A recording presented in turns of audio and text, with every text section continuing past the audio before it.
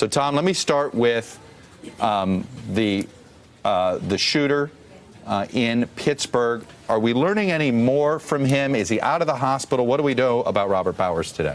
Sure, Chuck. So he is out of the hospital. He did appear in court in a wheelchair, so we know that he would not be in serious or critical condition, obviously, if he's able to be out of the hospital and appear in court.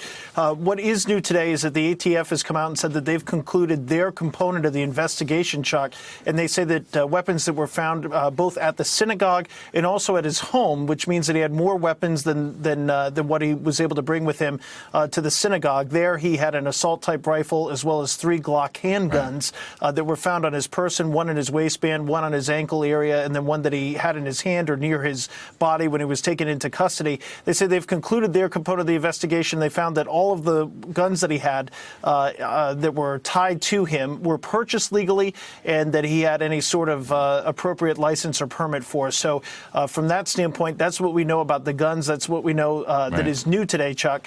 So let's go to Mr. Sayoc and the pipe bomber. We know he hadn't been talking over the weekend. Any progress there? Not much new today, based on the reporting of my colleagues and myself. Not much new as far as the investigation into those bombs. One thing that is interesting, Chuck, we're now in the kind of the second longest period that we've had here, where no other devices have been discovered. And as far as working days, we didn't hear about any more that were discovered over this past weekend.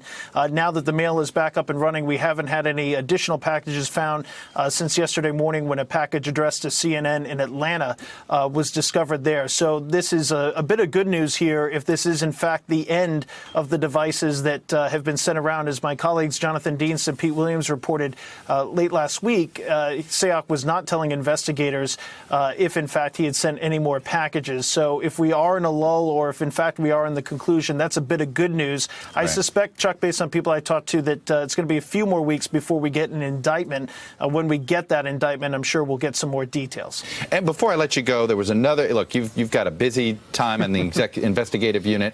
There is an odd story involving Robert Mueller, the special counsel that's obviously investigating all things having to do with Russia and the 2016 election.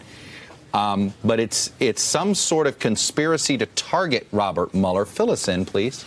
Sure, Chuck. So the biggest news out of all of this, and the only thing I can tell you with any certainty, is that today we got a very rare, only the second that I can recall, public statement from Robert Mueller's office and on the record with Peter Carr, his spokesperson's name attached. And essentially they say, look, we became aware through press inquiries that somebody out there was saying that they were offered money in return for saying that Robert Mueller sexually assaulted them or was involved in them with some sort of sexual harassment. Apparently, there were emails that were sent around, Chuck, to a number of reporters. Nobody's been able to find out if any of this is true. And at this point, Chuck, it just appears that it's more misinformation on the internet. But the special counsel's office is responding, and they're taking it seriously. And it's being turned over to the FBI for investigation. That's correct? Exactly correct. Hello, YouTubers. If you're watching this, it means you've checked out our channel, so thank you. Now do me a favor, subscribe by clicking on that button down there.